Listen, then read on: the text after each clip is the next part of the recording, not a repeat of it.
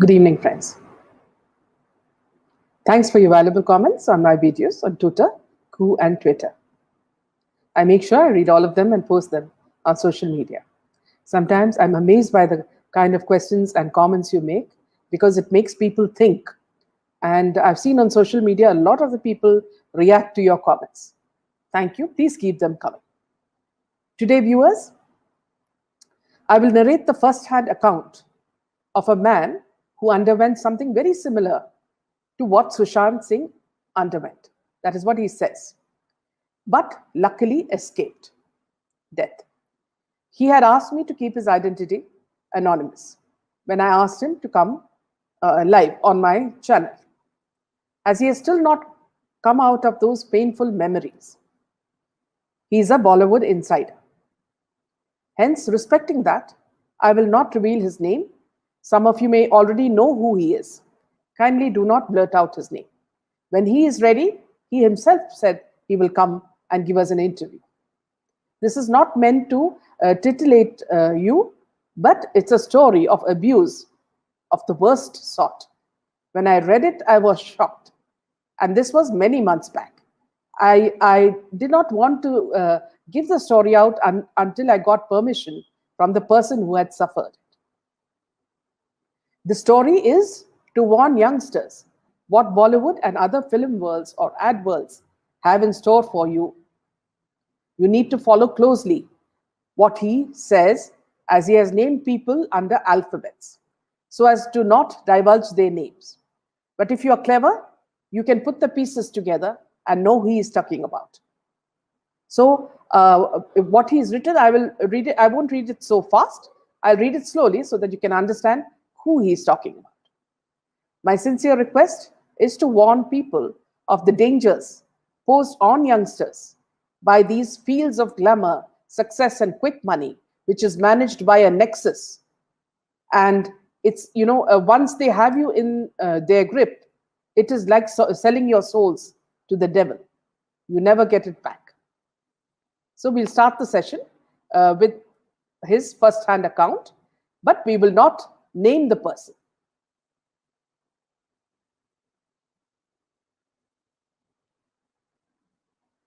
So I'll just start. There are 3 pages, so I'll just start the first page. Sushant Singh Rajput. The name has been all over since last few months. It's touched everyone. For me, it's like living his life every single day in the last 2 months. Either he lived my life or I lived his life. When details of his chilling end startled erupting, it started me taking me back to a very dark time of my life. I'm still in a shock over the similarities between events in his life and events in my life. I'm unable to carry this burden anymore, and it needs to be told. It needs to be told right away without any further delay. I've divided it into 3 parts: the trap, the psycho, and the exit. So we'll start with the trap, viewers. It all started when Mr. X Singh entered my life. I was madly in love with my job as a creative director for a digital advertising agency. One fine day, Mr. X Singh, who will be known from now as X, comes to us with a digital promotion project for a film. The project was delivered fantastically, and naturally, being the CD, I do have to interact with clients, and him being no exception. X literally started stalking me, about 10 calls per day, admiring my work and how the so-called superstar of that film absolutely loved the work and that I should come work with him. He was absolutely shameless and wouldn't understand no or boundaries. It all stopped finally, and I even forgot about X. About a month later, Miss Y. Becca, in brackets, Y from now on. So this lady will be known as Y, connected with me via social media. Her profile was everything I would like. Meditation and yoga became our main talking points. Chats went on for over a month, and finally, I invited her to Bombay. She lived in Goa. We met, and it was as if a garden of love was created. Right from the first date, I discovered myself in a whole new light. Emotions flowed like crazy. Happiness was all over. Suddenly, time became a blur. I thought it was love. Hmm. Well, it was MDMA. I was to know about it much later, much later. So, here's he's talking about drugs. Then began parties, non stop parties. Within just a month, she was everywhere in my life. I was a weekend party maker before, but now it was every day. She knew everyone at every club, every happening place of Bombay, and the party never stopped. She would always say, this is the last moment of our lives, so make it the best. I was madly, deeply in love with her. There was no limit. Everything was limitless. But one thing suffered majorly: my work. My schedules went haywire. Projects started getting delayed. Sometimes I would show up at work on a Sunday thinking it's a Monday. Time was just a blur, just a beautiful blur. Or that's what I thought. My boss politely texted me one day to take a break, as he felt there is something not right in my life. I took the text in a whole different way. Every emotion in me had become extreme. Sadness would be extreme. Happiness would be extreme. Everything was amplified. I stopped going to office, but the parting needed money. It went on till the money was blown. One day, Y told me there is somebody whom I must meet. She would always tell me about that somebody. How that somebody is such a nice person. How he is spiritually inclined. In short, how amazing this somebody was. After creating all that suspense, finally she introduced me to Mr. X Singh. My earlier perception about X was completely wiped off. And I remember a whole sea of emotions flowed out of me when I saw X. I was apologetic for misguiding him earlier. The circle was complete. I was out of my job and X was back in my life. X had a gigantic studio. Let's call it Bungalow number 11, right in the center of the cream of the film industry. He asked me to do whatever I feel with that studio and set up an amazing digital agency for films. In a day, I was in front of that very same superstar discussing a new project. Projects happened, big projects happened. X, Y, and me formed a company. X had the studio, Y was the front, and I was the creative brain. Money rolled in crores. My appointments diary had most A-list superstars, producers, and studios. A normal day would be hectic, but extremely creatively satisfying, and nights were still full of parties. My love for Y had gone from Earth to the moon. Y had completely taken over everything of me, literally everything. Days I would be away from Y, I would feel restless. I wouldn't be able to sleep. Body would ache badly. I always cut short my trips or family events. I would immediately want to come back to Y. Meanwhile, the studio was now an absolute private club at nights, a dance floor, a VIP lounge, and whatnot. From superstars to politicians, from media tycoons to top bureaucrats, from India's top DJs to who's who of fashion industry. Everyone would show up at these parties.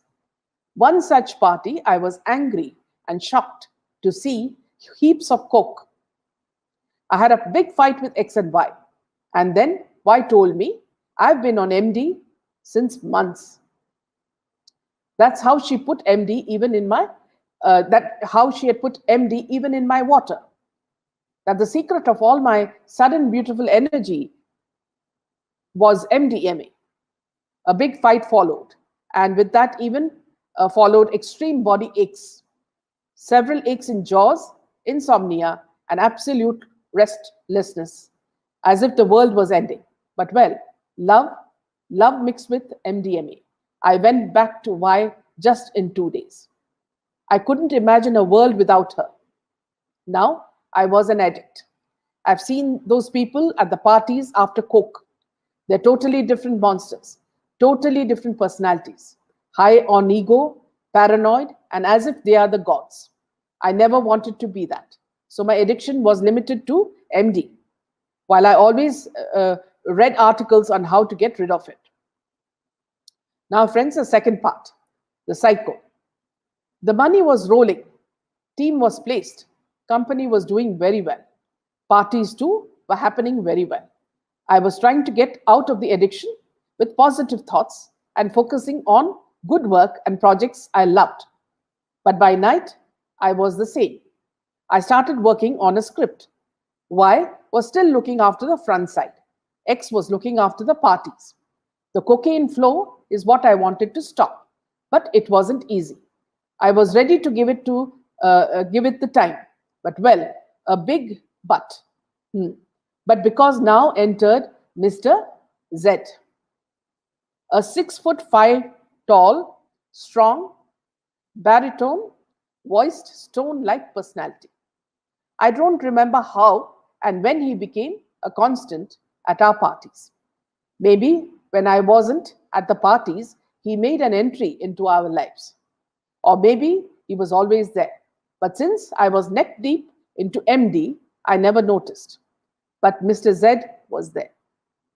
There with all his might and everything lethal to destroy lives, kill people, and maybe even change political scenario of a state. No, and he is not the psycho. Mr. Z had everything on him. Acid, coke, MD, hash, name it. He added all. And well, not in grams. He had it in kilos. Slowly, he was in control of X and Y. X and Y had totally become different people. Absolutely different people. Or maybe they always were that way. Or else somebody use Y, or else why would somebody use Y as a honey trap to make me an addict? After later working with them, it was all a trap from the beginning. But silly me, I'm a fool for sure to still not be able to figure it all out. Maybe these were their real faces. A voice always kept telling, "Get out of this. Talk to mom." And another voice too was always there.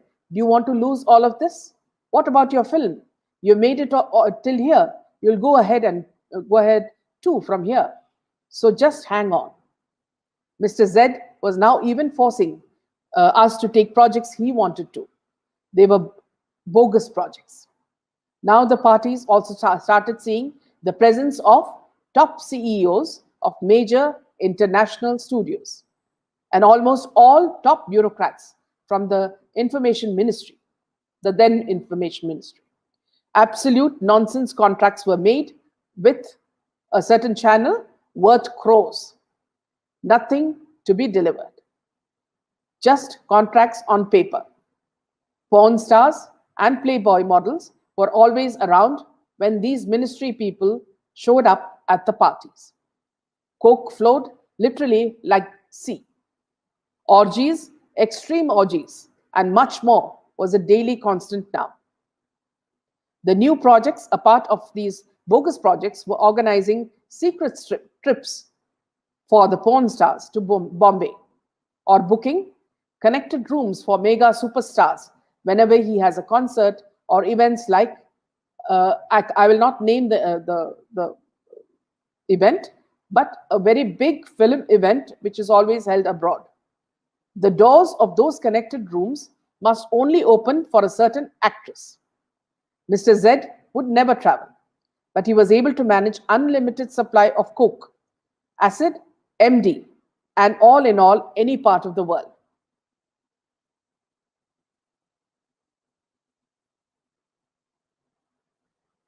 and all in any part of the world. They took it once, they are your slaves forever. They said, this is the same fucking shit that Hollywood does.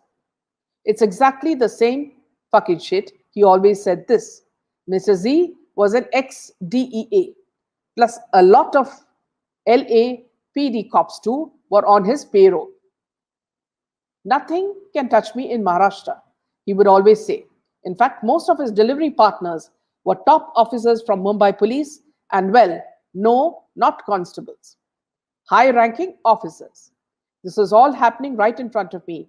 Nothing was hidden. Everything right in the open. There was a reason for that. The biggest reason till now that what I said is nothing compared to what I am about to say. It's darker than the darkest side a human mind can have. Dirty is not even a word to describe that. Friends, I'm moving now to the second page.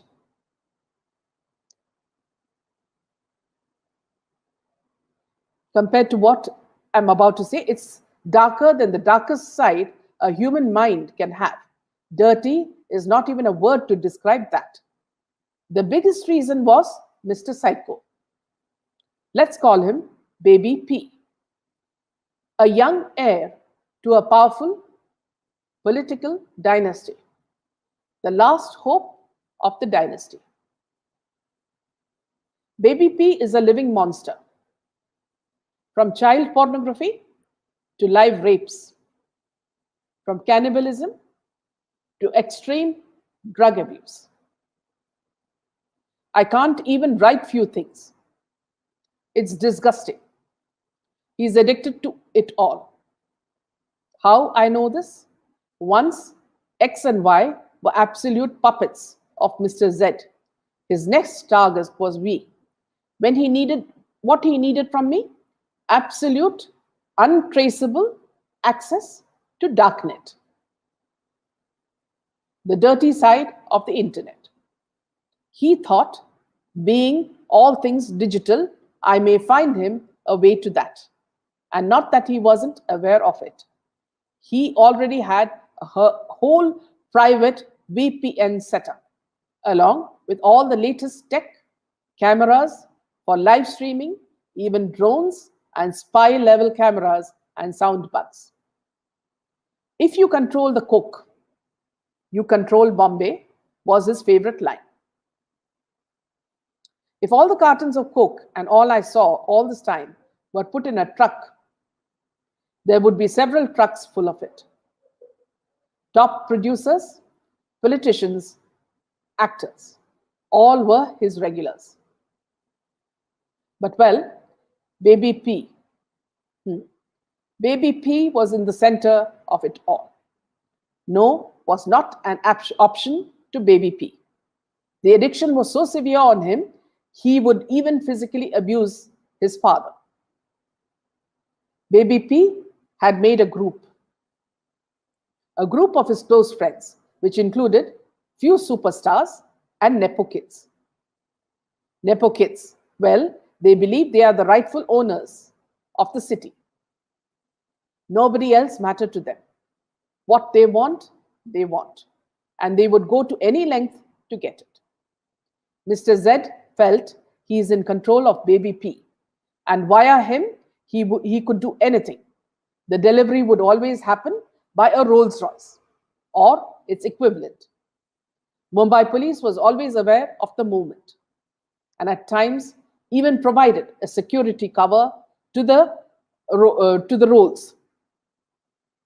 Be it a Cannes Film Festival, Indian Pavilion, especially Mr. Z's products were freely available.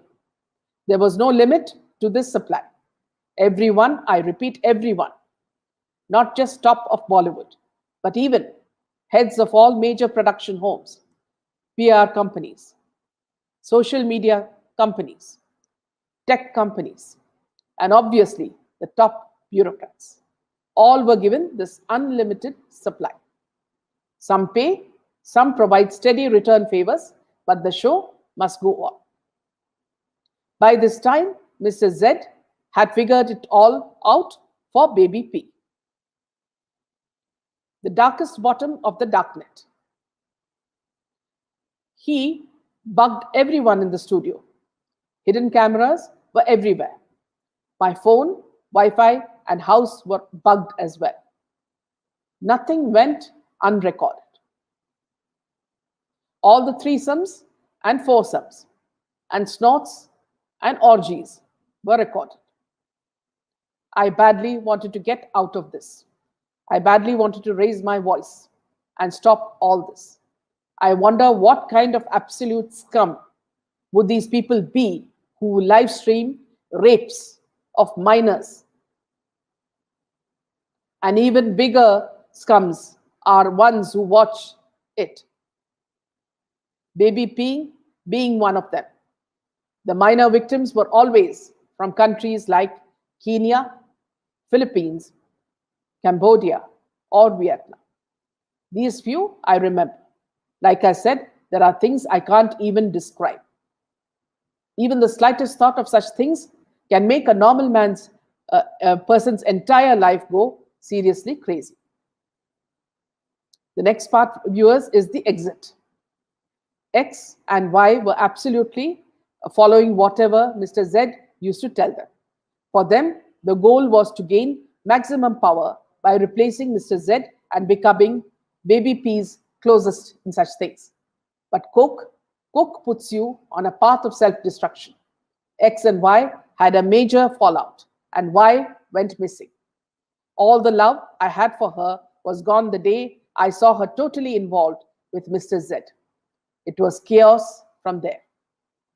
The beginning of the end of my dream of making the film I was writing, it all started from that chaos. Since Y wasn't there now, Mr. Z told me there are only two ways I can get out of this.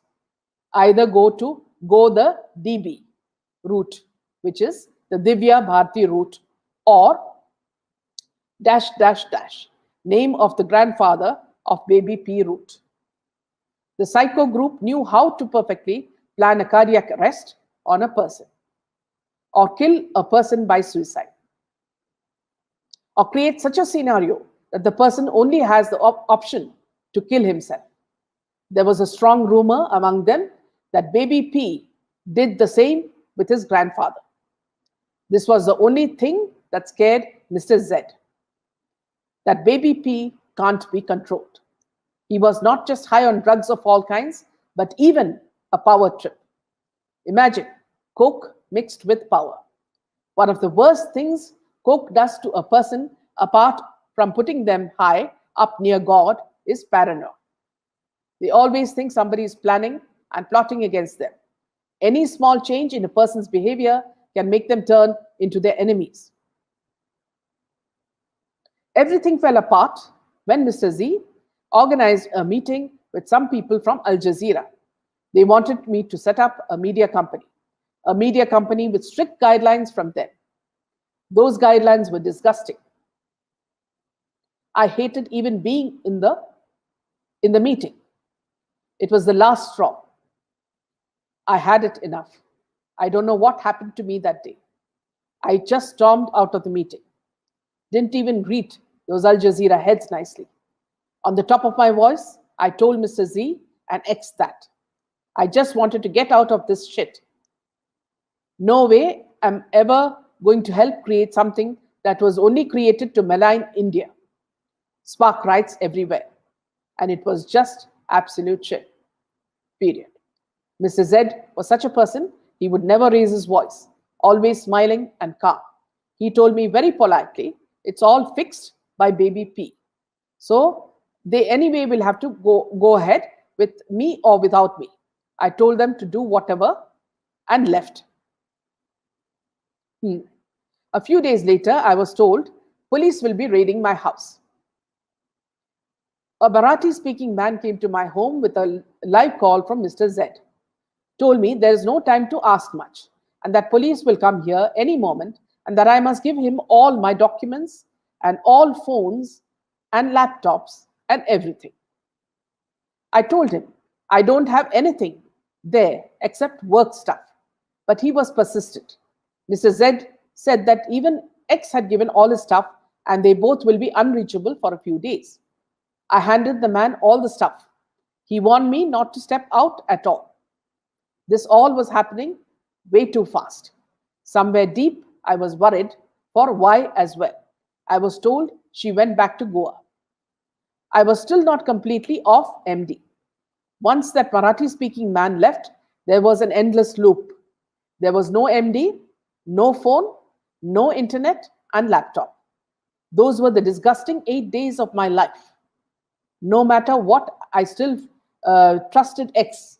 So I did what I was told. On the 8th day, X came to meet me. It was such a relief to see a known face. There were questions, but before I could think, a few more men barged into the house. They all pushed me to the bedroom. One of them tied a rope to the fan, and they all started beating me up. Yes, even X. This was the shock of my life. I do understand Marathi, so I could understand what they were talking. They were upset that I didn't commit suicide even after 8 days without MD. My mind went numb. Everything was flashing in front of me. I needed to just get out of there no matter what. I pushed them back, hit them hard on their balls, and whatever else I could. I hit X very hard. I don't know what just came into me, but I had to get out. I just kicked, punched, hit them with whatever came in my hands. The struggle was only till I reached the main door of the house. The moment I was out of the house, they won't chase me outside. I knew it. It was about 10 p.m. Lots of people on the road, in just shorts and tee and slippers. I ran till the Chowpatty beach, till the end of the jogger's stretch near Trident. Climbed down on the stones, went down to the last stone touching the sea. I felt I was literally born again. I stayed there till about 4 a.m. When I saw morning walkers and joggers, I borrowed a phone from a kind gentleman. The only number I remember was of Mum. I called her, managed to reach a close relative's place. Moments, details of Sushant's end kept emerging. I was constantly going back to this chapter of my life. I strongly feel he was in a similar situation as me. Love is the strongest weapon as well. When love is mixed with MD, it's potent. MD is not just a recreational drug. It's like a truth serum.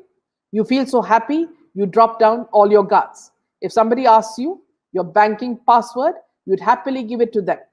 The guard of trust drops down that much. Last few days, I was also tracing X and Y. Y is in a rehab in Canada, and X is absconding somewhere in Europe due to other cases of fraud on him. So that leaves Mr. Z and Baby P. Baby P has now become even more powerful. Maybe they've done this several times and nobody spoke or raised that voice, so they kept on doing it. I feel guilty for not speaking out earlier. It's been 3 years now, but I still can't trust new people. Even can't get into a relationship because deep somewhere, I don't let all my guard go ever. Especially trusting a new woman. The effects of MD too lasted for over a year on me. The withdrawal process was even harder, but now it's gone. Every night, I feel the guilt of not opening up about this earlier. It's a powerful corporate now. They are much more powerful now. Do you think they really care for Marathi pride or the city? Demolishing of Kangana's office was a political suicide. They knew it, but still did it. Also, it's not a distraction. It's a clear message. Message to people like me who knows so much. Message that we will come to you and destroy you. I was close to being killed once, but here I am, still alive. I'm not afraid now. I'm ready to give out the names to the right people who can actually put an end to this. It may look like I was quiet all this while, but no, I wasn't quiet. I felt exactly what Sushant might have felt. 2 stories, but same substances. Same traps and different exits. Maybe I was their first experiment. Maybe not. Maybe they've done that many times. Every night, I feel the guilt of not opening up about this earlier. It may look like I was quiet all this while, but no, I wasn't quiet. I felt exactly what Sushant might have felt. Two stories, but same substances, same traps, and different exits. Maybe I was their first experiment. Maybe not. Maybe they've done this many times. Maybe not. The irony is, same people, some of them were so fucked up with powdered noses, the same, some of them, who were dancing naked to the tunes of other fucked up people, are crying patriarchy today and standing with the possibility honey that trapped Sushant to the end. A certain powerful Mrs., for example, I was like, why is she doing this? But then her so powerful hubby is the head of one of the corporate mafia. The circle is so clear and complete. Until it was only about Sushant and Ria, they were quiet. Absolute silence. Moment Coke entered the scene, they suddenly discovered patriarchy and a strong voice. The ones who are arrested are not even the tip of the iceberg. It goes way high up, way high. The roots are somewhere, much deeper. It's not just the drugs, it's a trip beyond that. It will come out for sure. So, friends, this is what he has written, and this is what he has conveyed. So, when he says that it was 3 years back, that means, and he also mentions that he could have been one of the first that they experimented. I'm sure this will make you think, who are the people, and who are these people that is named as XYZ, So, something that we all need to do is share this